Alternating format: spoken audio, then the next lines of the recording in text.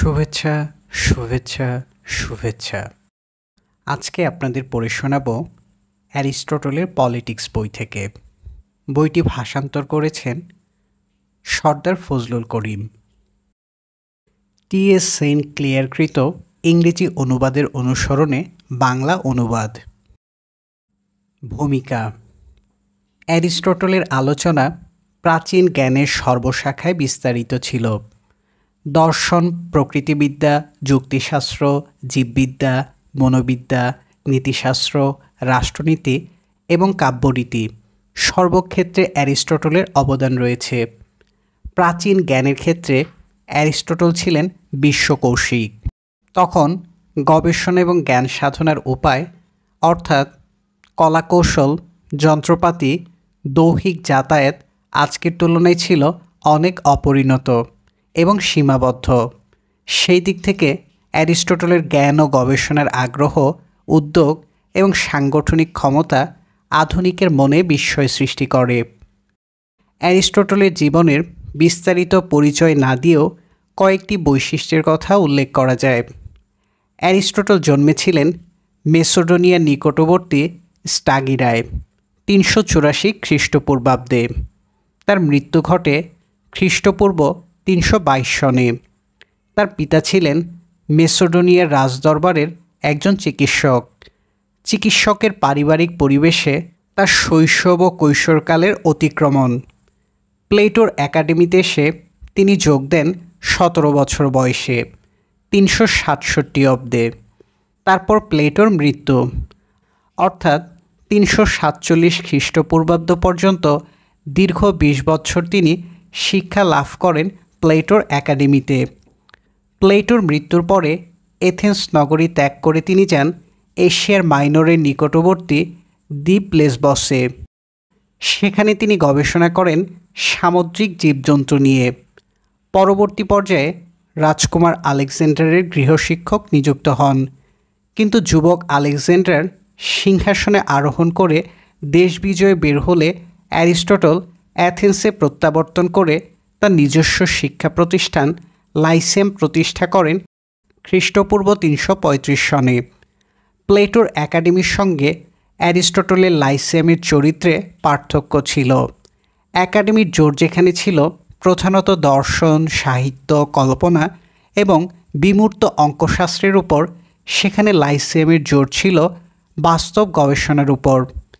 ইতিহাসকারগণ বলেন অ্যারিস্টটল তার শিষ্য আলেকজান্ডারকে অনুসরণ করে তার দেশজয়ের সঙ্গী না হলেও উভয়ের মধ্যে পারস্পরিক হৃদ্রতার সম্পর্ক ছিল। অ্যারিস্টটলের গবেষণা কার্যে আলেকজান্ডারের আর্থিক এবং রাজকীয় আনুকূল্য ছিল। সম্রাটের হুকুম ছিল যেন অ্যারিস্টটল গবেষণার জন্য প্রয়োজনীয় সর্বপ্রকার লতা, পাতা, বৃক্ষ, জীবজন্তু সরবরাহ করা হয়। এ কাজে গ্রিস অথবা এশিয়ার বিভিন্ন স্থানে প্রায় সহস্র লোক নিযুক্ত ছিল। বস্তুত জ্ঞান ও গবেষণার সংগঠক অ্যারিস্টটল তার নিরলস প্রচেষ্টায় সেই প্রাচীনকালে দস্তুর মতো একটি জীব গবেষণাগার তৈরি করেছিলেন। এরপরও কাহিনী আছে যে অ্যারিস্টটলের পরামর্শে আলেকজান্ডার নীলের বন্যার উৎস সন্ধানে একদল গবেষকের অভিযান সংগঠিত করেছিলেন। অ্যারিস্টটলের অভিজ্ঞতা এবং তথ্য সংগ্রহ কেবল প্রকৃতি বিজ্ঞানে সীমাবদ্ধ ছিল না। বিভিন্ন রাষ্ট্রের শাসন ব্যবস্থার পরিচয় লাভের জন্য অ্যারিস্টটল 158টি রাষ্ট্রের সংবিধান ও শাসন ব্যবস্থার তথ্য সংরক্ষণ করে সংবিধানের একটি গ্রন্থাগারও তার লাইসিয়ামে গড়ে তুলেছিলেন।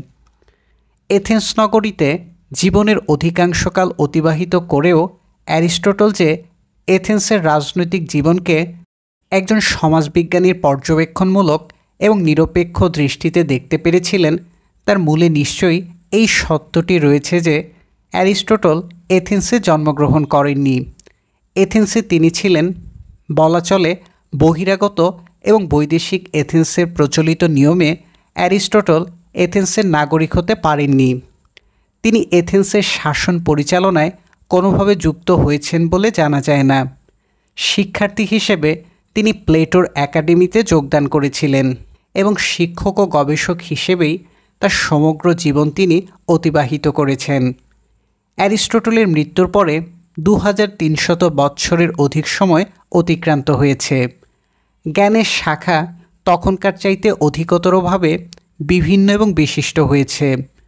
জীব, জীবন এবং মন সর্বত্র নতুন নতুন সত্য উদ্ঘাটিত হয়েছে। জ্ঞানের গবেষণার নব নব উপায় এবং উপকরণ আবিষ্কৃত হয়েছে। বিজ্ঞানের জগতে অ্যারিস্টটলের অনেক অনুমান আজ হয়তো ভিত্তিহীন বলে প্রমাণিত এবং পরিত্যক্ত হয়েছে, কিন্তু সমাজ এবং রাষ্ট্রবিজ্ঞানের ক্ষেত্রে এমনটি আজও বলা যায় না। সমাজ ও রাষ্ট্র সংগঠন প্রাচীন গ্রীসীয় নগররাষ্ট্রের তুলনায় বৃহৎ এবং জটিল হয়েছে, একথা সত্য। দেশের সঙ্গে দেশের, মানুষের সঙ্গে মানুষের সংযোগ বৃদ্ধি পেয়েছে, ঘনিষ্ঠ হয়েছে।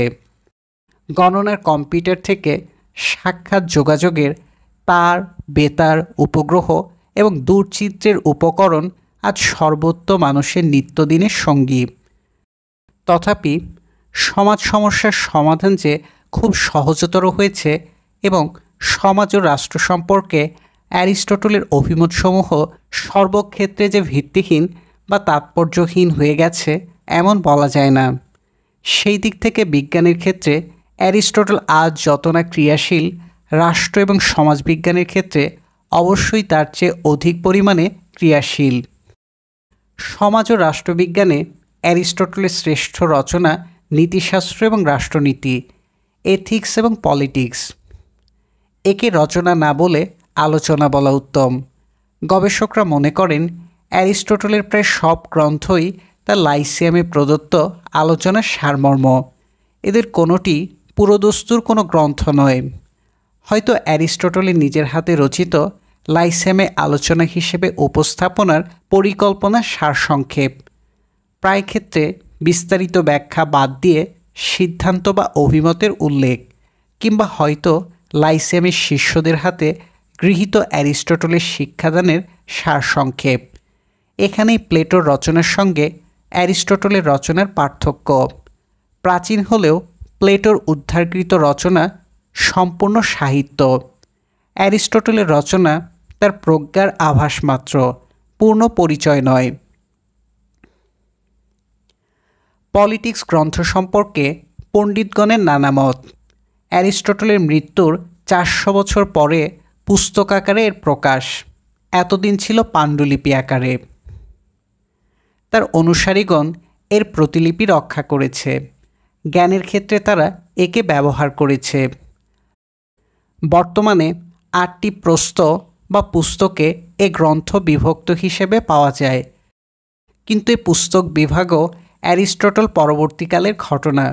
এ যে কোনো ধারাবাহিক রচনা নয়। তা এ থেকেও বোঝা যায় যে এ গ্রন্থের বিভিন্ন স্থানে বিষয়ের পুনরুক্তি রয়েছে, অসম্পূর্ণতাও আছে। আলোচনার যে বিষয় এক স্থানে উত্থাপিত হয়েছে কিংবা পরবর্তীকালে বিস্তারিত ব্যাখ্যার প্রতিশ্রুতি দেওয়া হয়েছে, যে বিষয়ের উপর তার আলোচনা অসমাপ্ত রয়েছে।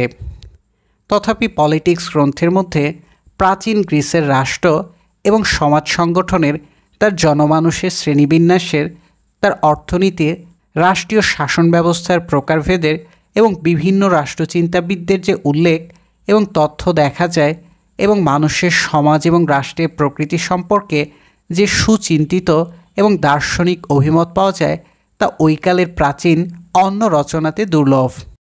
কেবল সমকালীন শ্রেষ্ঠত্ব এবং তাৎপর্যের বিষয় নয়, সমাজ ও রাষ্ট্রের মৌলিক সমস্যা নির্ধারণে অ্যারিস্টটলের প্রজ্ঞা অনেক ক্ষেত্রে তার সমাজ ও কালকে অতিক্রম করে নৃবিজ্ঞানের সাধারণ স্বীকৃত সার্বজনীন সত্য হিসেবে প্রতিষ্ঠিত হয়েছে।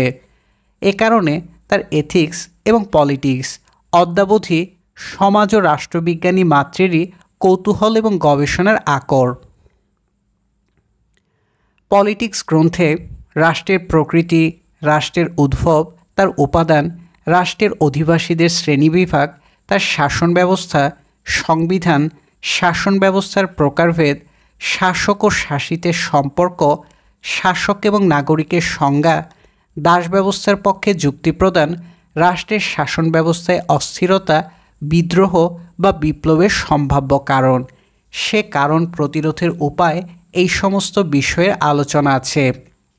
এই আলোচনার মধ্যে রাষ্ট্রের প্রকৃতি সম্পর্কে অ্যারিস্টটলের আলোচনাটি বহুমুখী দার্শনিক তাৎপর্যে পূর্ণ। এই আলোচনাটি স্থান পেয়েছে বর্তমানে গ্রন্থখানির যে বিন্যাস পাওয়া যায় তার প্রথম প্রস্থ বা পুস্তকের প্রথম দুটি সংক্ষিপ্ত অধ্যায়ে। অ্যারিস্টটলের পলিটিক্সের একটি পলেমিক্যাল বা প্রতিবাদমূলক ভূমিকা আছে। এটি উল্লেখ করা আবশ্যক। রাষ্ট্রচিন্তার ক্ষেত্রে অ্যারিস্টটলের আলোচনার প্রধান লক্ষ্য তার গুরু প্লেটো। প্লেটোর সঙ্গে অ্যারিস্টটলের দর্শনের যে মৌলিক কোনো প্রভেদ আছে তেমন নয়। প্লেটোর নিকট ক্ষুদ্র নগররাষ্ট্র যেমন আদর্শ, অ্যারিস্টটলের নিকটও ক্ষুদ্র নগররাষ্ট্র তার সকল সামাজিক রাজনৈতিক বৈশিষ্ট্য নিয়ে আদর্শ সংগঠন। প্লেটোর রিপাবলিক গ্রিক নগররাষ্ট্রেরই একটি আদর্শ রূপ। প্লেটো রিপাবলিক রচনা করেছিলেন গ্রিক নগররাষ্ট্রকে তার সামাজিক রাষ্ট্রীয় অন্তঃসংকট থেকে মুক্ত করার উদ্দেশ্য নিয়ে। অ্যারিস্টটলও পলিটিক্সে যেই সমস্ত সমস্যা নিয়ে আলোচনা করেছেন তার সাধারণ সার্বজনীন রাষ্ট্রীয় চরিত্র সত্ত্বেও সেসব সমস্যা গ্রিক নগররাষ্ট্রেরই সমস্যা এবং প্রচলিত নগর রাষ্ট্র ব্যবস্থাকে রক্ষা করার জন্যই তিনি বিভিন্ন উপায়ের উল্লেখ করেছেন। প্লেটো তার রিপাবলিকে সমাধানের ক্ষেত্রে অধিক কল্পনাপ্রবণ হয়েছেন। অ্যারিস্টটল সমস্যার আলোচনা এবং সমাধানে অভিজ্ঞতা এবং বাস্তবের উপর অধিকতর নির্ভর করেছেন। কিন্তু প্লেটো তার লজ বা আইনসমূহ নামক গ্রন্থে কল্পনার চাইতে বাস্তব সম্ভাব্যতার উপর জোর দিয়েছেন। আবার অ্যারিস্টটলও তার সর্বোত্তম রাষ্ট্রের চিন্তায় বাস্তবে যা অপ্রাপ্য তেমন আদর্শের কল্পনা না করে পারেননি। তথাপি পলিটিক্স গ্রন্থের বিভিন্ন স্থানে অ্যারিস্টটল প্লেটোকে আলোচনার পাত্র করেছেন। কোথাও প্লেটোর নাম উল্লেখ করেছেন, কোথাও উল্লেখ করেননি। এই সমালোচনার পেছনে হয়তো প্লেটোর অমিত প্রভাবের বলয় থেকে বেরিয়ে এসে নিজের অস্তিত্বের স্বাতন্ত্র্য প্রতিষ্ঠার আকাঙ্ক্ষাই অধিক ছিল। এ কারণে গুরুর বিরুদ্ধে তার নিজের সমালোচনার যুক্তি কতখানি ক্ষুরোধার, ন্যায্য এবং গ্রাহ্য হলো তার বিবেচনা অ্যারিস্টটল করেননি। অনেক ক্ষেত্রে প্লেটোর বক্তব্যকে বেঠিকভাবে উপস্থিত করতেও তিনি দ্বিধা করেননি।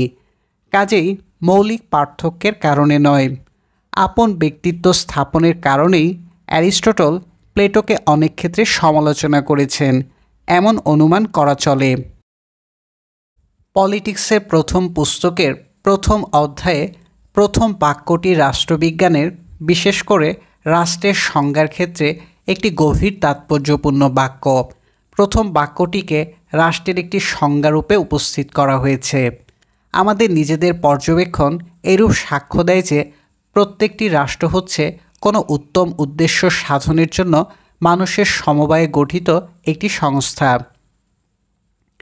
এই বাক্যটিতে জ্ঞানালোচনা এবং গবেষণার অ্যারিস্টটলের সাধারণ এবং উত্তম বৈশিষ্ট্যটি প্রকাশিত হয়েছে। অ্যারিস্টটলের বৈশিষ্ট্য হচ্ছে এই যে অ্যারিস্টটল জ্ঞানের ক্ষেত্রে সিদ্ধান্তের জন্য অভিজ্ঞতা বা পর্যবেক্ষণকে মূল্য দেওয়ার চেষ্টা করেন। এ কারণেই কেবল প্রকৃতি বিজ্ঞান নয়, রাষ্ট্রবিজ্ঞানের ক্ষেত্রেও ইতিহাস এবং প্রচলিত রাষ্ট্র ব্যবস্থার অভিজ্ঞতা থেকে তিনি তথ্য সংগ্রহ করেছেন। তাই রাষ্ট্র আলোচনা নিয়ে আলোচনার প্রথম বাক্যে তিনি পর্যবেক্ষণের কথা উল্লেখ করেছেন।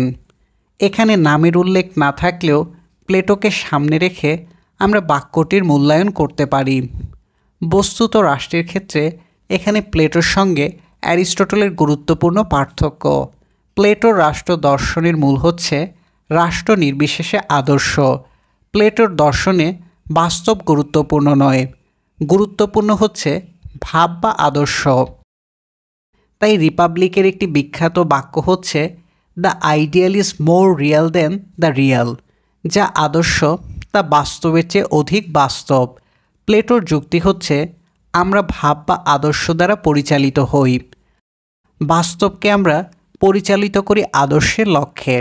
ভাব বা আদর্শ হচ্ছে পরিমাপক। পরিমাপক ব্যতীত যেমন কোনো বস্তুর মূল্যায়ন সম্ভব নয়, এবং মূল্যায়ন ব্যতীত কোনো বস্তুর অস্তিত্ব যেমন মানুষের কাছে নিরর্থক, তেমনি আদর্শ রাষ্ট্র হচ্ছে সকল বাস্তব রাষ্ট্রের পরিমাপক।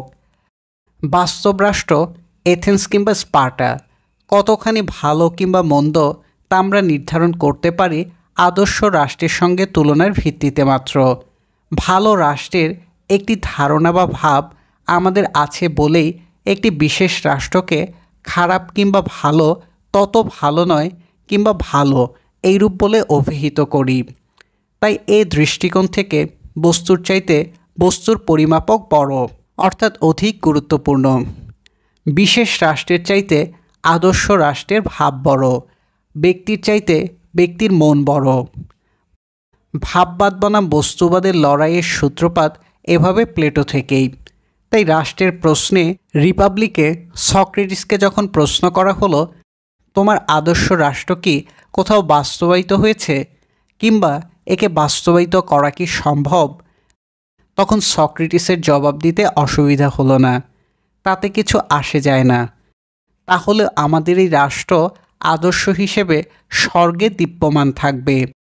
আমাদের এই রাষ্ট্র কোথাও অস্তিত্বময় থাকুক, কোনো দিন সে অস্তিত্বময় হোক কিংবা না হোক, এই হচ্ছে একমাত্র রাষ্ট্র যার রাজনীতিতে যে উত্তম সে অংশগ্রহণ করতে পারে।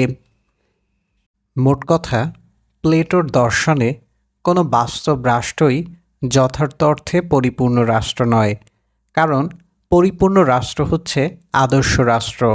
যে কোনো বাস্তব রাষ্ট্র আদর্শ রাষ্ট্র থেকে নৈকট্য কিংবা দূরত্বের ভিত্তিতে অধিকতর কিংবা অল্পতর অপূর্ণ রাষ্ট্র, পুরো রাষ্ট্র নয়। অ্যারিস্টটল যে সর্বক্ষেত্রে প্লেটোর ভাববাদের বলয়কে ভাঙতে পেরেছেন এমন নয়, কিন্তু রাষ্ট্রের আলোচনার এই সূচনায় তিনি যে গুরুত্বপূর্ণভাবেই গুরু প্লেটোর সঙ্গে পৃথক মত পোষণ করেছেন এ কথা বলা যায়। প্রথম বাক্য প্রদত্ত সংজ্ঞায় অ্যারিস্টটলের নিকট প্রত্যেকটি বাস্তব রাষ্ট্রই রাষ্ট্র। একটি রাষ্ট্র অপর একটি রাষ্ট্র থেকে শাসনগত এবং লক্ষ্যগতভাবে যতই ভালো কিংবা মন্দ বলে অভিহিত হোক না কেন, প্রত্যেকটি রাষ্ট্রই হচ্ছে পরিপূর্ণরূপে রাষ্ট্র।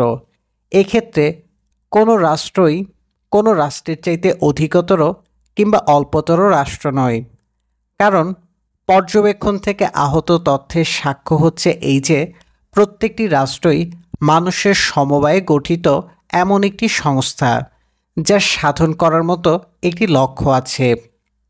বলা চলে একটি উত্তম লক্ষ্য সাধনের জন্য সংগঠিত মানব সংস্থাই হচ্ছে রাষ্ট্র। অ্যারিস্টটল যে কোনো লক্ষ্যকে উত্তম বলার কারণ ব্যাখ্যা করে। আমি উত্তম কথাটি ব্যবহার করেছি, কারণ মানুষ তাদের কর্মকাণ্ডে বস্তুত তাকেই সাধন করার চেষ্টা করে যাকে তারা উত্তম বলে বিবেচনা করে। এই দিক থেকে যে রাষ্ট্রকে স্বৈরতান্ত্রিক রাষ্ট্র বলে আখ্যায়িত করা হবে তার লক্ষ্য উত্তম, কারণ স্বৈরতান্ত্রিক শাসক নিজেকে স্বৈরতান্ত্রিক বিবেচনা করে না এবং সে মনে করে না যে কোনো অধম উদ্দেশ্য সাধনের জন্য সে রাষ্ট্র শাসন করছে।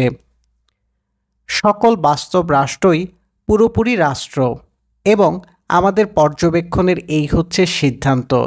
এ কথা দ্বারা অ্যারিস্টটল আলোচনার ক্ষেত্রে একটি নতুন ফলক স্থাপন করেছেন। তিনি রাষ্ট্র আলোচনাকে প্লেটোর বিমূর্ত ভাববাদী দার্শনিক আলোচনার থেকে বের করে এনে বাস্তব অভিজ্ঞতার সম্ভাবনাময় সড়কে দাঁড় করিয়েছেন। এ অবদান তার কম গুরুত্বপূর্ণ নয়। বস্তুত রাষ্ট্রের পর্যবেক্ষণ ও তুলনামূলক এবং ইতিহাসভিত্তিক আলোচনার পথিকৃৎ হচ্ছেন অ্যারিস্টটল। রাষ্ট্র আলোচনার গোড়ার সংজ্ঞাটিতে প্লেটোর দর্শনকে খণ্ডন করার লক্ষ্যটি স্পষ্টভাবে উল্লেখিত না হলেও এর কিছু পরে অ্যারিস্টটল যখন বলেন, অনেকে এইরূপ মনে করেন যে রাষ্ট্রের ক্ষেত্রে শাসক এবং শাসিতের মধ্যে, রাজা এবং প্রজার মধ্যে, পরিবারের কর্তা এবং পরিবারের মধ্যে, দাস এবং প্রভুর মধ্যকার সকল সম্পর্ক এক। এদের মধ্যে কোনো বৈশিষ্ট্য বা পার্থক্যের অস্তিত্ব নেই, কিন্তু এইরূপ ধারণা ভ্রান্ত। এদের মধ্যে আকারগত পার্থক্য অবশ্য বিদ্যমান, কিন্তু আকারগত পার্থক্যই একমাত্র পার্থক্য নয়, কিংবা আকারই এখানে বিচারের নিয়ামক নয়। তখন আর বুঝতে কষ্ট হয় না যে এই সমালোচনার লক্ষ্য নির্দিষ্ট রূপেই প্লেটো। ব্যক্তি নিয়ে সমাজ, ব্যক্তি নিয়ে রাষ্ট্র, কিন্তু রাষ্ট্র কি ব্যক্তির হুবহু প্রতিরূপ? রাষ্ট্র কি ব্যক্তির বৃহত্তর আকার মাত্র? সমাজ সংগঠনের ক্ষেত্রে এটি একটি মৌলিক প্রশ্ন। প্লেটো তার রিপাবলিক গ্রন্থে রাষ্ট্রের গঠন এবং প্রকৃতি নিয়ে সবিস্তার আলোচনা করেছেন। একটি রাষ্ট্রকে তার প্রাথমিক সংগঠন থেকে শুরু করে তার শাসন ব্যবস্থা পর্যন্ত তিনি উদ্ঘাটিত করে দেখাবার প্রয়াস পেয়েছেন। রাষ্ট্র সংগঠনের গোড়ার কথা বলতে গিয়ে প্লেটো সঠিকভাবেই বলেছেন, ব্যক্তির প্রয়োজন থেকেই রাষ্ট্রের সৃষ্টি। প্রয়োজনের তাগিদে ব্যক্তি ব্যক্তির সঙ্গে মিলিত হয়ে রাষ্ট্র তৈরি করে। কিন্তু এই রাষ্ট্রের শাসন ব্যবস্থা কীরূপ হবে, এই প্রশ্নের জবাব দিতে গিয়ে প্লেটো বললেন, আগে আমাদের স্থির করতে হবে শাসনের নীতি কী এবং ন্যায় শাসন কাকে বলে। আর এটা স্থির করার জন্যই তিনি ব্যক্তি চরিত্র বিশ্লেষণ করলেন। ব্যক্তি চরিত্র বিশ্লেষণ করে বললেন, ব্যক্তির চরিত্রে তিনটি ভাগ, প্রজ্ঞা, বিক্রম এবং প্রবৃত্তি। আর ব্যক্তির জীবনে শাসনের নীতি হচ্ছে প্রজ্ঞা প্রবৃত্তিকে শাসন করে এবং বিক্রমের ক্ষেত্রে প্রজ্ঞাকে সহায়তা দান করে। প্লেটো বললেন, ব্যক্তির চরিত্রে যেমন তিনটি ভাগ, রাষ্ট্রের চরিত্রেও তিনটি ভাগ। রাষ্ট্রের মানুষকেও তিন ভাগে ভাগ করা চলে। এক ভাগের মধ্যে প্রজ্ঞার আধিক্য, এক ভাগের মধ্যে বিক্রমের, আরেক ভাগের মধ্যে প্রবৃত্তির আধিক্য। প্রজ্ঞার আধিক্য জ্ঞানীর মধ্যে, অভিজাতদের মধ্যে। বিক্রমের আধিক্য দৈহিক শক্তির অধিকারীর মধ্যে। প্রবৃত্তির আধিক্য শ্রমজীবী মানে উৎপাদকদের মধ্যে। ব্যক্তির ক্ষেত্রে প্রজ্ঞা বা আত্মা যেমন হাত, পা ও উদরের প্রবৃত্তিকে শাসন করে এবং দেহের শক্তি আত্মার এই শাসনকে প্রয়োগ করে, তেমনি রাষ্ট্রের ক্ষেত্রে জ্ঞানীরা শাসক হবে এবং শ্রমজীবী বা উৎপাদকরা শাসিত হবে। বিক্রম বা শক্তিধর অর্থাৎ সৈন্যবাহিনীর শাসকের এই শাসন উৎপাদকের উপর প্রয়োগ করবে। ব্যক্তির চরিত্রকে রাষ্ট্রের উপর এমনই সহজ এবং সরল আরোপে প্লেটোর কোনো অসুবিধা হয়নি, কারণ প্লেটোর যুক্তি হচ্ছে রাষ্ট্র হচ্ছে ব্যক্তির বৃহৎ আকার, state is individual writ large. প্লেটোর মূল উদ্দেশ্য অবশ্য দাস ও শ্রমজীবী মানুষের উপর জ্ঞানী তথা অভিজাতদের শাসনকে যুক্তি সহকারে দৃঢ় করা, দাস এবং শ্রমজীবী মানুষের সংশয়, প্রশ্ন এবং প্রতিক্রিয়াকে শান্ত করা। এ মূল উদ্দেশ্যর ক্ষেত্রে অ্যারিস্টটলের যুক্তির পার্থক্যের দার্শনিক তাৎপর্য গুরুত্বপূর্ণ, কারণ ব্যক্তি দিয়ে রাষ্ট্র গঠিত হলেও ব্যক্তি যে রাষ্ট্র নয়, অর্থাৎ রাষ্ট্র যে ব্যক্তির বৃহত্তর আকার মাত্র নয়। অ্যারিস্টটলের এই উক্তি বিশেষ অর্থবহ। এই উক্তির মধ্যে এমন উপলব্ধি স্পষ্ট যে সমাজ বা রাষ্ট্র ব্যক্তির সমাহার মাত্র নয়। ব্যক্তি যখন ব্যক্তির সঙ্গে মিলিত হয়, যখন বহু ব্যক্তি পারস্পরিক লেনদেনের সংযোগ এবং সহযোগিতার আশা এবং প্রত্যাশার সম্পর্কে জড়িত হয়, তখন যে সংস্থার জন্ম ঘটে তার চরিত্র বা প্রকৃতি এই সংস্থার একক বা উপাদান থেকে ভিন্নতর। এ প্রায় যৌগিক রাসায়নিক সংস্থার অনুরূপ। বিজ্ঞানের সাধারণ দৃষ্টান্ত হিসেবে বলা যায়, হাইড্রোজেন অণু এবং অক্সিজেন অণুর সম্মিলনে যে সংস্থা অর্থাৎ পানির সৃষ্টি হয়, সেটি চরিত্রগতভাবে না হাইড্রোজেন না অক্সিজেন, সে উভয় উপাদান থেকে একেবারেই ভিন্ন। একটি জটিল যৌগিক সংস্থার একক এবং সমগ্রের চরিত্রের এই পারস্পরিক পার্থক্য বস্তুজগতের ক্ষেত্রে আমরা যত সহজে অনুধাবন করতে পারি, আমাদের নিজেদের অর্থাৎ মানুষের সমাজের একক এবং সমগ্রের ক্ষেত্রে সেটি অনুধাবন করা তত সহজ নয়।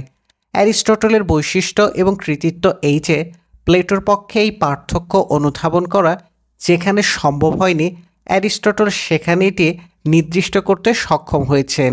এই বোধটি স্পষ্ট হয়ে ওঠে যখন অ্যারিস্টটল বলেন রাজা প্রজার সম্পর্কটি যথার্থই পৃথক। এটি একটি রাজনৈতিক বা শাসনগত সম্পর্ক। এখানে একটি নাগরিক সংস্থার পার্থক্য বিদ্যমান। একটি গুণগত পার্থক্যের অস্তিত্বকে এখানে আমাদের স্বীকার করতে হয়। রাষ্ট্র একটি যৌগিক সংস্থা। এই জটিল যৌগিক সংস্থার চরিত্র সঠিকভাবে বোঝার উপরই নির্ভর করে রাষ্ট্রকে উত্তম রূপে শাসন বা পরিচালনার প্রশ্ন। আদর্শ রাষ্ট্র সংস্থা সকলেরই কাম্য, কিন্তু ন্যায়ের একটি আদর্শ ভাব সামনে রাখাই কি রাষ্ট্রকে উত্তম করার জন্য যথেষ্ট? রাষ্ট্র সংস্থাকে যদি উত্তম করতে হয় তাহলে রাষ্ট্র সংস্থার সঠিক চরিত্রকে নির্দিষ্ট করতে হবে এবং তাকে অনুধাবন করতে হবে। কিন্তু যৌগিক রাষ্ট্র সংস্থার সঠিক চরিত্র আমরা কেমন করে অনুধাবন করতে পারি? অ্যারিস্টটলের জবাব যেমন স্পষ্ট, তেমনি তার সে জবাব সমাজবিজ্ঞান অনুধাবনের নতুন পদ্ধতি নির্দিষ্ট করার দিক থেকে গুরুত্বপূর্ণ। অ্যারিস্টটলের জবাব হচ্ছে, কোনো যৌগিক সংস্থার চরিত্র উপলব্ধি করা যায় যৌগিক অস্তিত্বকে তার গঠনগত উপাদানে বিশ্লেষণ করার মাধ্যমে। যৌগিককে ভেঙে তার উপাদানে উপনীত হতে হবে। উপাদানের প্রকৃতির এবং শক্তির উপরই উপাদানের সম্মেলনে গঠিত অস্তিত্বের শক্তি। এখানে দুটো প্রক্রিয়া নিহিত। একটি হচ্ছে উপাদান দিয়ে যৌগিককে গঠন করা। অ্যারিস্টটলের আলোচনায় এই দুটো প্রক্রিয়ারই স্বীকৃতি স্পষ্ট। রাষ্ট্র সংস্থার সাধারণ বস্তুর ন্যায় বিভাজ্য বস্তু নয়, তবু অ্যারিস্টটলের বৈজ্ঞানিক মনোভাবের প্রকৃষ্ট প্রকাশ এখানে যে তিনি রাষ্ট্র সংস্থার ক্ষেত্রেও এই দুটি প্রক্রিয়াকে যথাসম্ভব প্রয়োগ করা যে আবশ্যক, দ্ব্যর্থহীনভাবে সে কথা তিনি ব্যক্ত করেছেন। অ্যারিস্টটল বলেছেন, আমরা সাধারণত কি করি? আমরা একটি যৌগিক বা মিশ্র সংস্থাকে তার অন্তর্গত উপাদানে বিশ্লেষণ করার চেষ্টা করি। এই বিশ্লেষণের প্রক্রিয়াটি নিয়ে আমরা অগ্রসর হতে থাকি এবং যতক্ষণ না তার অন্তর্গত উপরিভাগগুলি নিঃশেষ করে তার মূল উপাদানে আমরা পৌঁছতে পারি, ততক্ষণ বিশ্লেষণের কাজটি শেষ হলো বলে আমরা মনে করি নে। অনুরূপভাবে রাষ্ট্রীয় সংস্থাকে যদি আমরা তার অন্তর্গত উপাদানগুলিতে বিভক্ত করি তাহলে অধিকতর উত্তম রূপে আমরা এর অংশগুলির পারস্পরিক পার্থক্য অনুধাবন করতে সক্ষম হব এবং এই উপাদানগুলির মধ্যে ক্রিয়াশীল কোনো নিয়মকে স্থির করা যায় কি না সে সিদ্ধান্ত গ্রহণ করাও আমার পক্ষে তখন সহজতর হয়ে দাঁড়াবে। অ্যারিস্টটলের এই অভিমতের শেষ অংশটিও গুরুত্বপূর্ণ। মানুষ প্রকৃতির নিয়ম আবিষ্কার করার চেষ্টা করেছে। মানুষ বিশ্বাস করে প্রকৃতি জগৎ নিয়মের অধীন। প্রকৃতি জগতের নিয়মকে জেনেই মানুষ তাকে আয়ত্ত করতে পারবে, তাকে নিজের স্বার্থে ব্যবহার করতে পারবে। যত অধিক পরিমাণে বিশ্বজগতের নিয়মকে সে জানতে পারবে তত অধিক পরিমাণে বিশ্ব প্রকৃতি সম্পর্কে সে নিশ্চিত হতে পারবে, তত অধিক পরিমাণে সে তাকে নিজের প্রয়োজনে ব্যবহার করতে পারবে। কিন্তু মানুষের সমাজ এবং রাষ্ট্র কিরূপ অস্তিত্ব? মানুষই তো সমাজের উপাদান। মানুষ সমাজকে সৃষ্টি করে। সমাজ তার নিজের অস্তিত্বের বাইরের কোনো অস্তিত্ব নয়। প্রকৃতি জগৎ তার বাইরের অস্তিত্ব। প্রকৃতি জগৎকে মানুষ পর্যবেক্ষণ করতে পারে, তার বস্তুরাজিকে সে ভাঙতে পারে, ভেঙে তার ক্রিয়া প্রতিক্রিয়া দেখতে পারে। সে আকাশকে নিরীক্ষণ করতে পারে, নিরীক্ষণ করতে পারে তার চন্দ্র সূর্য গ্রহ তারাকে, তাদের উদয়াস্তের নিয়ম সে আবিষ্কার করতে পারে। কিন্তু মানুষ কি পারে মানুষের সমাজকে নিরীক্ষণ করতে, তাকে পর্যবেক্ষণ করতে এবং তার নিয়মকানুনকে আবিষ্কার করতে? আসলে মানুষের সমাজের কি কোনো স্থির নিয়মকানুন আছে? প্রকৃতি জগতের ন্যায়, তার বস্তুর ন্যায়? এই প্রশ্নের অবিসংবাদিত মীমাংসা আজও হয়নি। কিন্তু একথা ঠিক যে মানুষের সমাজও একটা বিশিষ্ট সত্তাসম্পন্ন অস্তিত্ব, তারও একটা নিজস্ব নিরীক্ষণযোগ্য বিধিবিধান আছে, যা কোনো ব্যক্তি মানুষের মনের ব্যাপার নয়, অর্থাৎ যা ব্যক্তির ইচ্ছা অনিচ্ছার উপর নির্ভর করে না। এইরূপ অভিমত পোষণের পূর্বশর্ত হচ্ছে এই ধারণা যে সমাজ এবং রাষ্ট্র মানুষের সৃষ্টি হলেও সে মানুষ নিরপেক্ষ প্রকৃতির মতোই এক অস্তিত্ব। তাকে নিরীক্ষণ করা যায় এবং নিরীক্ষণ করে তার অন্তর্নিহিত নিয়মকে নির্দিষ্ট করা যায়। সমাজ ও রাষ্ট্র সম্পর্কে এইরূপ ধারণা আজও যেমন সর্বজন স্বীকৃত নয়, তেমনি অ্যারিস্টটলের যুগে এ ধারণা একেবারে অচিন্তনীয় ছিল। তাই এক্ষেত্রে অ্যারিস্টটলের এইরূপ ধারণার সমাজবিজ্ঞানে ব্যক্তি নিরপেক্ষ বৈজ্ঞানিক দৃষ্টিভঙ্গির উন্মোচনে বিপ্লবী তাৎপর্যপূর্ণ একথা যথার্থরূপেই আমরা বলতে পারি। এই অভিমতের অধিকতর দ্ব্যর্থহীন প্রকাশ ঘটেছে যখন অ্যারিস্টটল রাষ্ট্রের প্রকৃতি প্রসঙ্গে বলেন। কিন্তু সর্বোচ্চ বা চরম সংস্থা হচ্ছে নগর বা রাষ্ট্র। একাধিক গ্রামের সম্মেলনে গঠিত হয় রাষ্ট্র। বিকাশের যে ধারা আমরা বর্ণনা করেছি তাতে বলা চলে রাষ্ট্রের এই বিকাশের সমাপ্তি ঘটেছে। আমাদের পূর্বের বক্তব্যের অনুসিদ্ধান্ত হচ্ছে এই যে রাষ্ট্র শ্রেণী বা প্রকরণগতভাবে সেই বস্তুরই অন্তর্গত যার একটি প্রাকৃতিক সত্তা রয়েছে, এবং প্রকৃতিগতভাবে মানুষ হচ্ছে রাষ্ট্রনৈতিক প্রাণী। মানুষের স্বভাব হচ্ছে রাষ্ট্র সৃষ্টি করা, রাষ্ট্রে বাস করা। প্রকৃতি বা প্রাকৃতিক বা ন্যাচারাল শব্দের ব্যবহার অ্যারিস্টটল তার পলিটিক্স আলোচনার একাধিক জায়গাতে করেছেন। সর্বত্র যে একই অর্থে শব্দটি ব্যবহৃত হয়েছে এমনও নয়। কোথাও যা অপরিণত কিংবা আদিম তাকে প্রাকৃতিক বা প্রকৃতিগত বলেছেন, আবার কোথাও যা মানুষের জন্য অনিবার্য এবং মানুষ নিরপেক্ষভাবে যার অস্তিত্ব রয়েছে প্রকৃত বলতে তিনি তাকে বুঝিয়েছেন। কিন্তু প্রথম পুস্তকের দ্বিতীয় অধ্যায়ে রাষ্ট্রের মূল চরিত্র নির্ধারণে প্রাকৃতিক শব্দের ব্যবহার দ্ব্যর্থহীন এবং দার্শনিক তাৎপর্যে পূর্ণ। মানুষ রাষ্ট্র গঠন করে, কিন্তু তাই বলে আমরা কি বলতে পারি মানুষ ইচ্ছা করলে সমাজ বা রাষ্ট্র গঠন নাও করতে পারে? অ্যারিস্টটল বলেন, না, মানুষের পক্ষে তা সম্ভব নয়। মানুষের স্বভাব হচ্ছে রাষ্ট্র সৃষ্টি করা। এমন মানুষ যদি পাওয়া যায় যে রাষ্ট্রহীন, তাহলে আমরা সে মানুষকে হয় অধমের অধম নয়তো উত্তমের উত্তম মানুষ কিংবা অতি মানুষ বলে গণ্য করব। সমাজ বা রাষ্ট্র হচ্ছে মানুষের জীবনে অনিবার্য। রাষ্ট্র হচ্ছে স্বাভাবিক বা প্রাকৃতিক কারণ। এর ব্যক্তি নিরপেক্ষ অস্তিত্ব আছে। একটা পর্বত বা সমুদ্র প্রাকৃতিক, কারণ পর্বত বা সমুদ্রের অস্তিত্ব ব্যক্তির উপর নির্ভর করে না।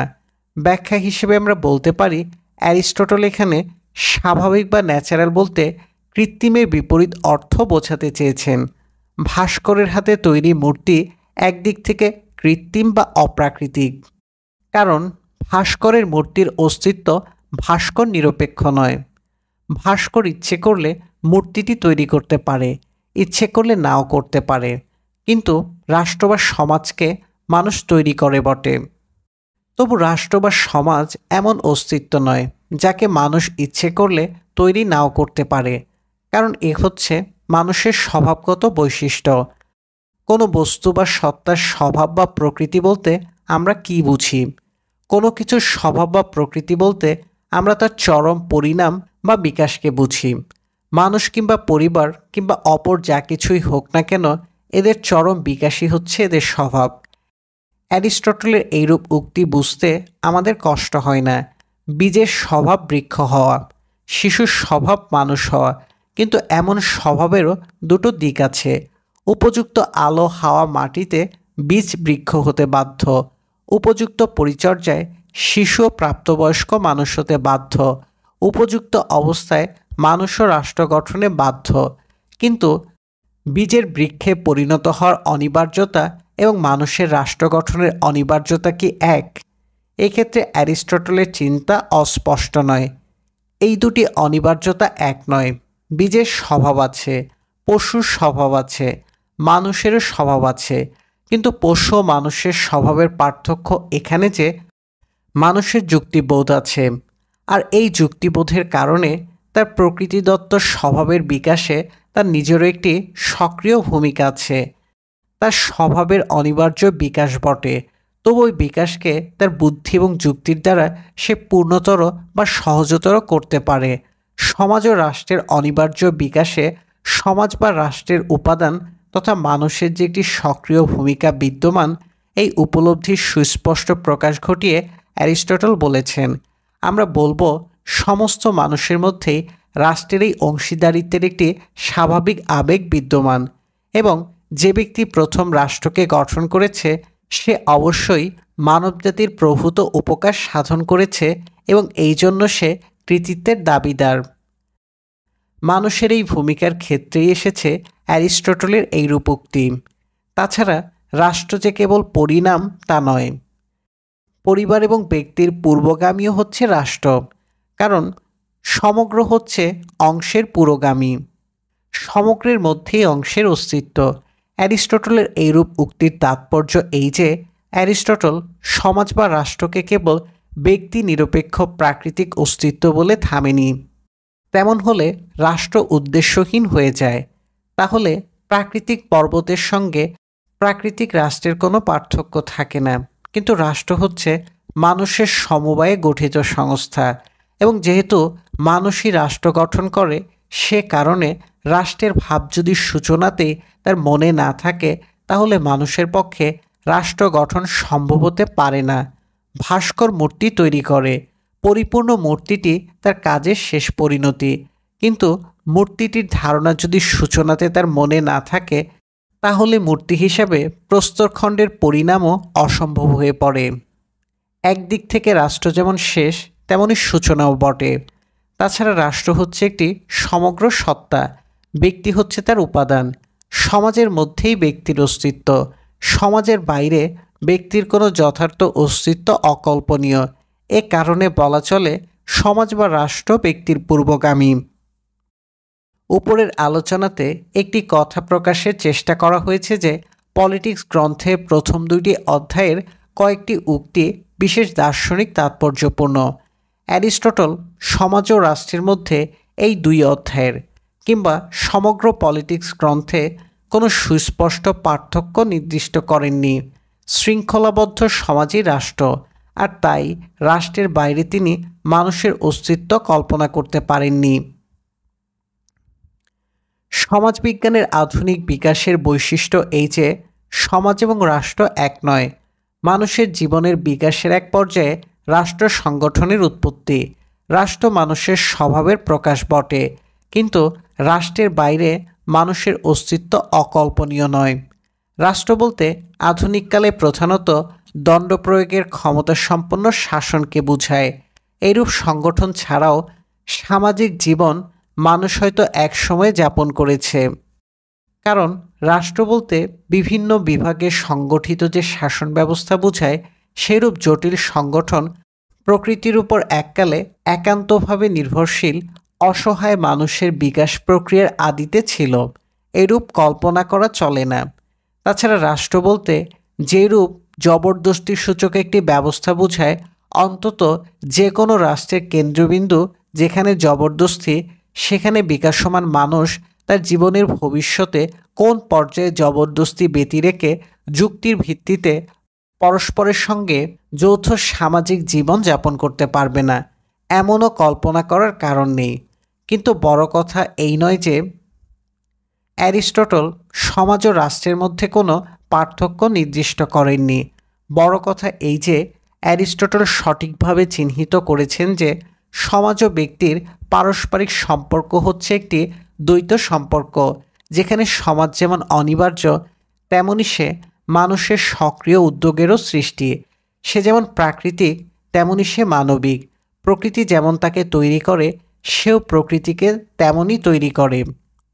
সমাজ এবং রাষ্ট্রের প্রকৃতি সম্পর্কে এইরূপ সামগ্রিক চেতনার আভাস দানে অ্যারিস্টটল প্রাচীন ইতিহাসের এক অনন্য সমাজবিজ্ঞানী। অ্যারিস্টটলের পলিটিক্স পাঠে আমরা সমাজ ও রাষ্ট্রীয় সমস্যা অনুধাবনে তার আরেকটি অন্তর্ভেদী দৃষ্টির পরিচয় পাই। মানুষের সামাজিক জীবনের মূল যে তার জীবনধারণের চেষ্টা তথা তার অর্থনৈতিক কর্মকাণ্ড, একথা অ্যারিস্টটল স্পষ্টভাবে প্রকাশ করেছেন। পলিটিক্সের প্রথম পুস্তকের নবম অধ্যায়ে অ্যারিস্টটল অর্থনৈতিক বিকাশের মূল সূত্রকে অনবদ্য সরলতায় বর্ণনা করেছেন। কেবল তাই নয়, মানুষের তৈরি জটিল রাষ্ট্র সংগঠনের শাসন ব্যবস্থা তথা তার অদলবদল, তার উত্থান পতন, তার ভিতরের বিদ্রোহ বিপ্লব যে নিগুড়ভাবে রাষ্ট্রের মানুষের মধ্যে আর্থিক সম্পদের ভিত্তিতে বিভক্ত বিভিন্ন শ্রেণীর আর্থিক অবস্থার সঙ্গে সংযুক্ত, এই সত্য অ্যারিস্টটল তার আলোচনায় বিভিন্ন সময় স্পষ্টভাবে উল্লেখ করেছেন। রাষ্ট্রীয় শাসন ব্যবস্থার মধ্যে অস্থিরতা এবং পরিবর্তনের মূল কারণ নির্দিষ্ট করে অ্যারিস্টটল বলেছেন, বিপ্লবের মূল কারণ হচ্ছে সাম্য এবং অসাম্যের বোধ তথা অসাম্যের বিরুদ্ধে প্রতিবাদ, এবং সাম্য অবস্থা সৃষ্টির আকাঙ্ক্ষা। শাসন ব্যবস্থার প্রকারভেদ সম্পর্কে সুবিস্তারিত আলোচনা আছে পলিটিক্সে। রাজতন্ত্র, অভিজাততন্ত্র এবং পলিটি অ্যারিস্টটলের এমন শ্রেণীবিভাগ প্রাচীনকালে প্রচলিত শাসন ব্যবস্থার শ্রেণীবিভাগের স্বীকৃতি হলেও শাসন ব্যবস্থার এমন বিস্তারিত আলোচনা অপর কোনো চিন্তাবিদের মধ্যে দুর্লভ।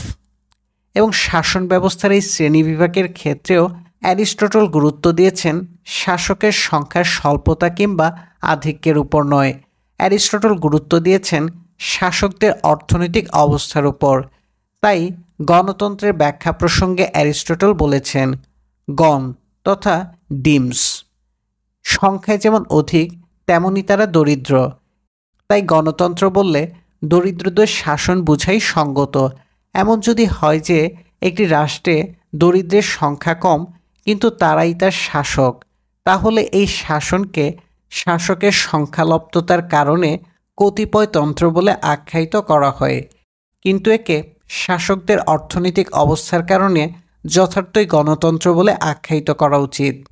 এবং অনুরূপভাবে অর্থবানরা যদি সংখ্যায় অধিক হয় এবং তারাই শাসক হয়, তাহলে এমন শাসনকে সংখ্যার কারণে গণতন্ত্র না বলে ধনতন্ত্র বলাই সঙ্গত।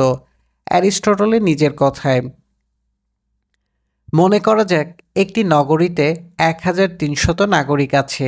এদের মধ্যে 1000 জন ধনবান এবং শাসনের ক্ষেত্রে অপর 300 জন দরিদ্রের কোনো অংশ নাই।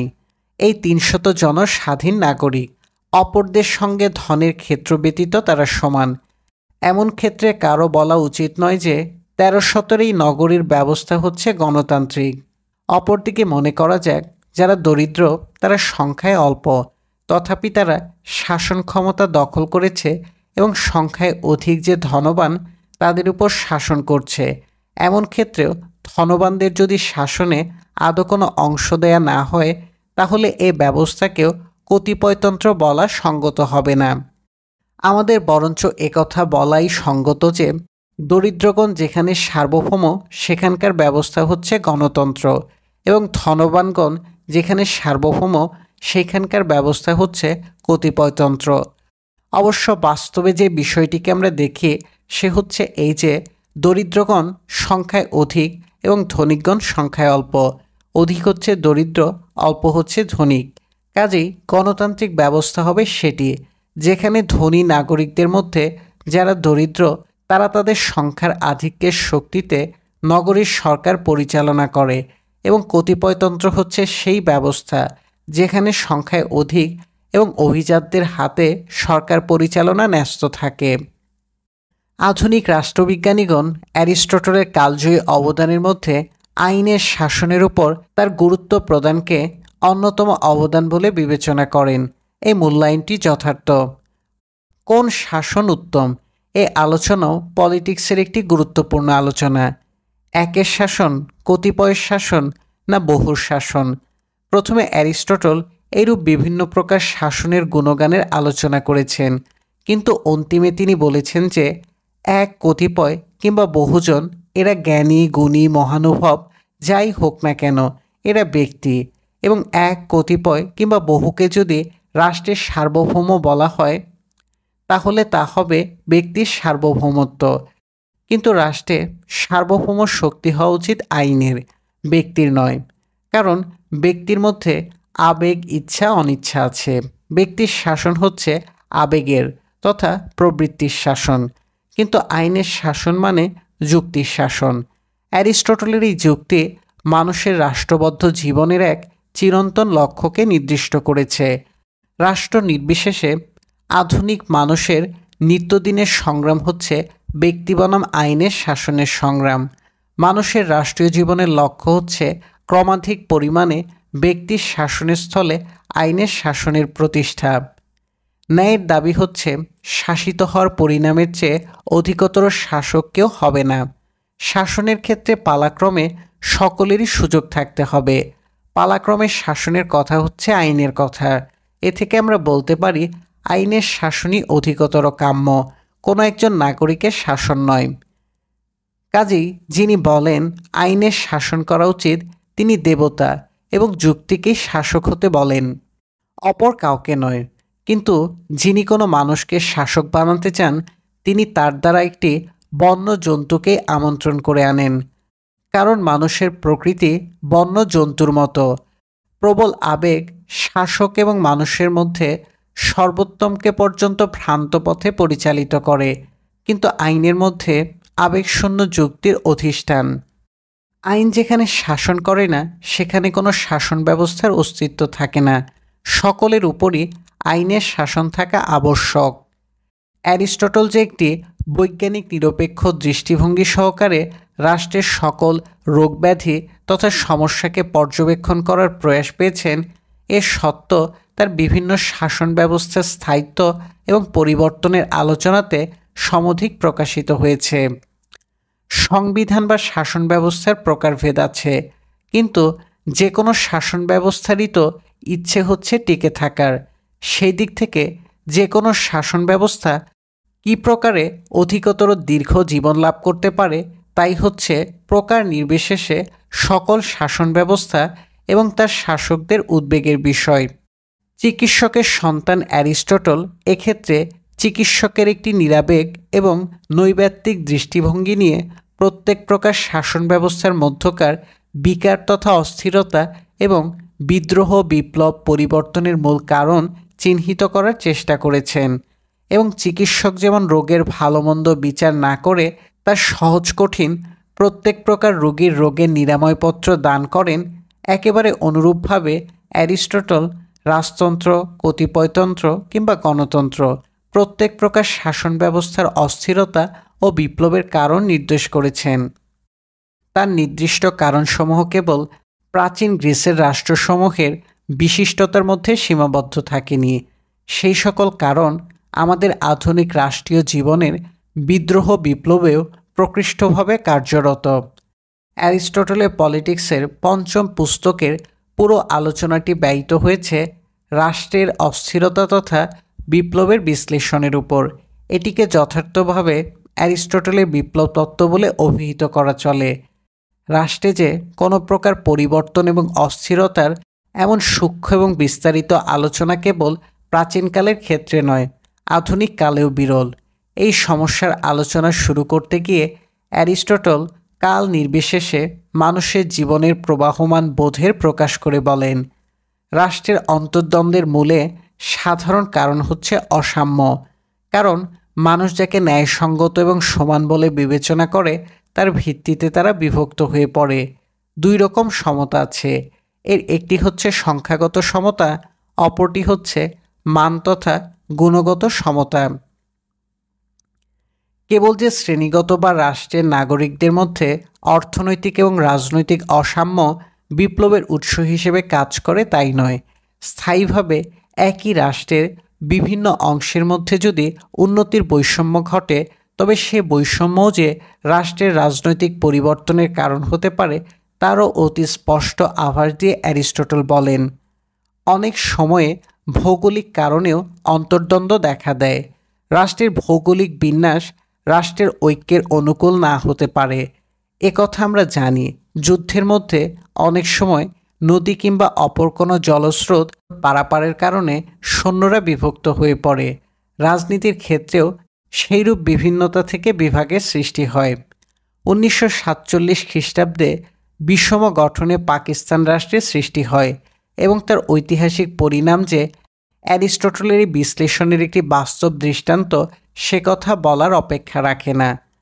কোনো সমাজের মানুষের মধ্যকার অসাম্য যে কিরূপ বিসদৃশ হতে পারে তার অনবদ্য প্রকাশ দেখা যায় অ্যারিস্টটলের নিম্নোক্ত ব্যাখ্যাটিতে।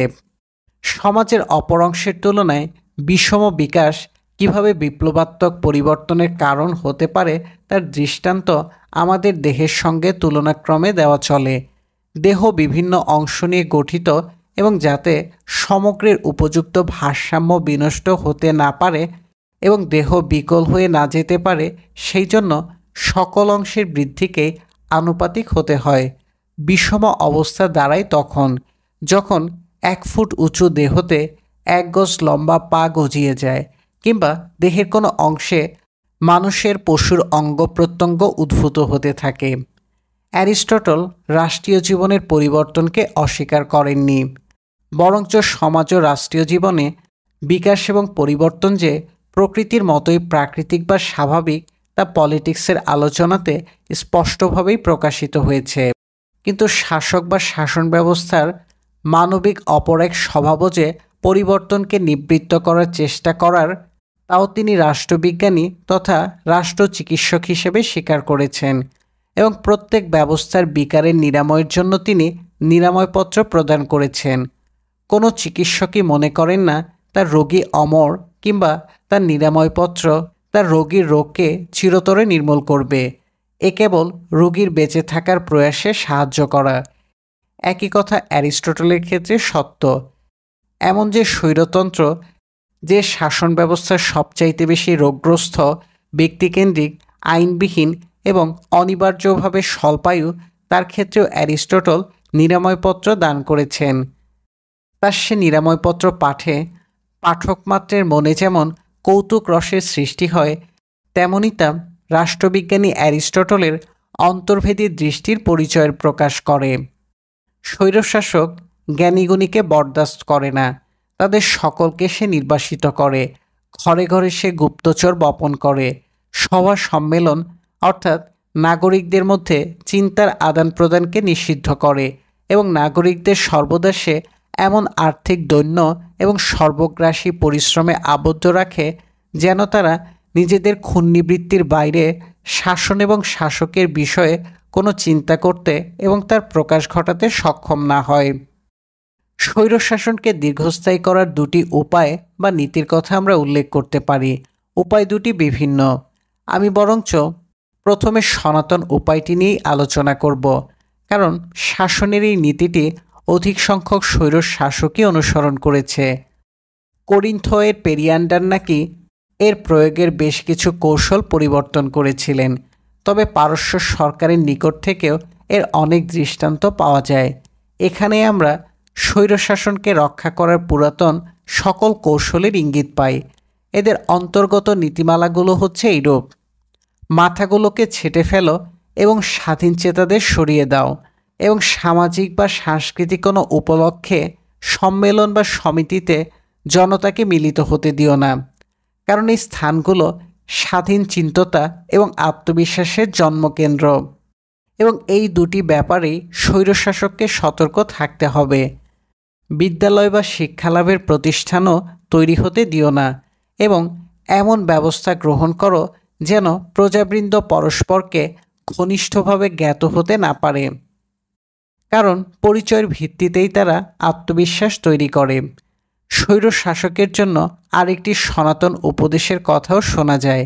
এর দ্বারা স্বৈরশাসককে বলা হয় যেন সে নগরবাসীদের সর্বদা নিজের নজরের মধ্যে রাখে এবং তাদের সময়ের সিংহভাগ যেন তারা স্বৈরশাসকের প্রাসাদের দ্বারে অতিবাহিত করে।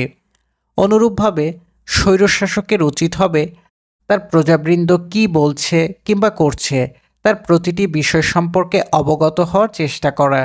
আর একটি সনাতন উপায় হচ্ছে স্বৈরশাসনের সম্ভাব্য সকল বিরোধীদের মধ্যে কলহ সৃষ্টি করে দেয়া। এমন কলহ সৃষ্টির উপায় হচ্ছে বন্ধুর বিরুদ্ধে বন্ধুকে লাগিয়ে দেওয়া, শ্রেণীর বিরুদ্ধে শ্রেণীকে এবং এক অর্থবানকে অপর অর্থবানের বিরুদ্ধে প্ররোচিত করা। স্বৈরশাসকের আরেকটি প্রবণতা হচ্ছে যুদ্ধ করার প্রবণতা। যুদ্ধ করার জন্য সর্বদাই সে প্রস্তুত। এর কারণ, যুদ্ধ হলে প্রজাবৃন্দ যুদ্ধের মধ্যে আবদ্ধ থাকে এবং তাদের একজন নেতা আবশ্যক। এই বোধ তাদের আচ্ছন্ন করে রাখে। স্বৈরশাসকের নীতির একটি অংশ হচ্ছে অপর সকলের চাইতে সুহৃদদের অধিকতর বিপজ্জনক মনে করে তাদের অবিশ্বাস করা। এগুলি হচ্ছে স্বৈরশাসনের লক্ষণ এবং এভাবেই স্বৈরশাসন বহাল থাকার চেষ্টা করে। এর বাইরেও নানা উপায় আছে এবং সেইগুলিও একইভাবে নিন্দনীয়। অ্যারিস্টটলের এমন বিশ্লেষণ আধুনিককালের ক্ষুদ্র বৃহৎ কোনো রাষ্ট্রের নাগরিকের কাছে কি ব্যাখ্যার প্রয়োজন পড়ে? কিন্তু বৈজ্ঞানিক নিরপেক্ষতার দিক এই যে, এমন রোগীর উদ্দেশ্যে অ্যারিস্টটলের অভিমত হচ্ছে তোমাদের অনুসৃত নীতিতে তোমার জীবনকাল অধিকতর হ্রাস বই দীর্ঘ হবে না, তার চাইতে বরঞ্চ তুমি কিছুটা মহানুভব হওয়ার চেষ্টা করো নাগরিকদের সহায় সম্পত্তিকে এবং মেয়েদের সম্মানকে নিরাপদ করার প্রতিশ্রুতি দাও এবং জীবনযাত্রায় মিতাচারী হওয়ার উদ্যম নাও। তাতে তোমার জীবনায়ু কিছুটা দীর্ঘতর হতে পারে। স্বৈরতন্ত্রের অনুসৃত নীতিসমূহের যে বিস্তারিত উল্লেখ অ্যারিস্টটল করেছেন তা তার প্রায় সমকালীন ভারতীয় কূটনীতিজ্ঞ রাষ্ট্রশাসক কৌটিল্যের কথা সহজেই আমাদের স্মরণ করিয়ে দেয়। কৌটিল্যের অর্থশাস্ত্রের মধ্যেও শাসকের করণীয় সম্পর্কে সুবিস্তারিত নির্দেশ পাওয়া যায়। যথার্থভাবেই অ্যারিস্টটলের মতো কালজয়ী চিন্তাবিদগণ অমর। আমরা যদিও তাদের দৈহিক মৃত্যুর তারিখ উল্লেখ করি, কিন্তু তাদের চিন্তার মৃত্যু ঘটে না, এবং সে কারণে রাষ্ট্রের ক্ষেত্রে অ্যারিস্টটলের শাশ্বত সত্যের উল্লেখকালে আমরা বলি নে অ্যারিস্টটল একথা বলেছিলেন, আমরা বলি অ্যারিস্টটল একথা বলেন। আমাদের এইরূপ উল্লেখ করা স্বাভাবিক। কিন্তু কালজয়ী চরিত্রের আরেক বৈশিষ্ট্য এই যে তারা কেবল যে কাল থেকে কাল অতিক্রম করে অগ্রসর হন তাই নয়, তারা কেবল যে প্রত্যেক কালের মানুষকে প্রভাবিত করেন তাই নয়, প্রত্যেক কাল দ্বারা তারা নিজেরাও প্রভাবিত হন। সমাজ জীবনের সক্রিয় মানুষদের দ্বারা তারা নিজেরাও প্রভাবিত হন। সমাজ জীবনের সক্রিয় মানুষদের পক্ষে এটাই স্বাভাবিক। তারা পরস্পরের উপর ক্রিয়াশীল হয়, তারা পরস্পরকে প্রভাবিত করে। অ্যারিস্টটলের ক্ষেত্রেও একথা সত্য। প্রাচীন গ্রিসে অ্যারিস্টটল এককভাবে গৃহীত হয়েছেন। যে এথেন্সে তিনি নিজের শিক্ষালাভ এবং শিক্ষাদানের জীবন অতিবাহিত করেছেন, নিজের জীবনের আশঙ্কায় সে এথেন্সকে মৃত্যুর 1 বছর পূর্বে তাকে পরিত্যাগ করে যেতে হয়। ইউরোপের নিরঙ্কুশ ধর্মান্ধতার যুগে বিস্মৃতির হাত থেকে সৃজনশীলভাবে এবং সযত্নে অ্যারিস্টটলকে রক্ষা করেন আরবীয় পণ্ডিতগণ। পরবর্তীকালে ইউরোপের খ্রিস্টীয় গোঁড়া পাদ্রীকুল যে অ্যারিস্টটলকে এককালে পরিত্যাজ্য, অপাঠ্য বলে ঘোষণা করেছেন, আর এক যুগে ধর্মীয় সেই পণ্ডিতবর্গ সেই অ্যারিস্টটলের উচ্চারিত সত্যসমূহকে তাদের দেয়া ব্যাখ্যা সহকারে অলঙ্ঘনীয় বলে অভিহিত করেছেন।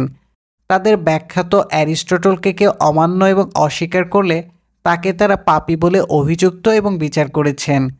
আবার পূর্ণ জাগরিত ইউরোপের জ্ঞানান্বেষী ব্যক্তিবর্গের নিকট অ্যারিস্টটল জ্ঞানের নতুনতর প্রেরণার উৎস বলে বিবেচিত হয়েছেন। এমনইভাবে অ্যারিস্টটল কাল থেকে কালকে এবং দেশ থেকে দেশকে অতিক্রম করে অগ্রসর হয়ে আমাদের কালে এবং আমাদের দেশে এসে পৌঁছেছেন। সেই দিক থেকে দেখলে অ্যারিস্টটলকে অনিঃশেষ বিস্ময়ের এক আকর বলে বোধ হয়, এবং এ কারণেই আজ থেকে প্রায় 2400 বছর পূর্বে রচিত অ্যারিস্টটলের পলিটিক্স আধুনিক জগতের সকল দেশের জ্ঞানান্বেষীর চিন্তার ক্ষেত্রে নিত্য সঙ্গী হিসেবে বিরাজ করছে। অ্যারিস্টটল একদিক থেকে যেমন কালজয়ী, তেমনি অপর দিক থেকে তিনি তার দেশ ও কাল দ্বারা সীমাবদ্ধ। তার চিন্তার ক্ষেত্রে এমন উপাদানের সাক্ষাৎ পাওয়া কষ্টকর নয় যে উপাদান তার এই কাল ও দেশ সম্পর্কে পরিচয়ের চিহ্নে চিহ্নিত। অ্যারিস্টটলের জীবনকাল হচ্ছে মানুষের ঐতিহাসিক জীবনের সেই দেশের সেই কাল যখন তার সমাজের বিকাশ দাসযুগকে পুরোপুরি অতিক্রম করে তার পরবর্তী এবং অধিকতর উন্নতকালে প্রবেশ করেনি। তারই স্বাক্ষর পাওয়া যায় অ্যারিস্টটলের দাসত্বের পক্ষে যুক্তি প্রদর্শনে।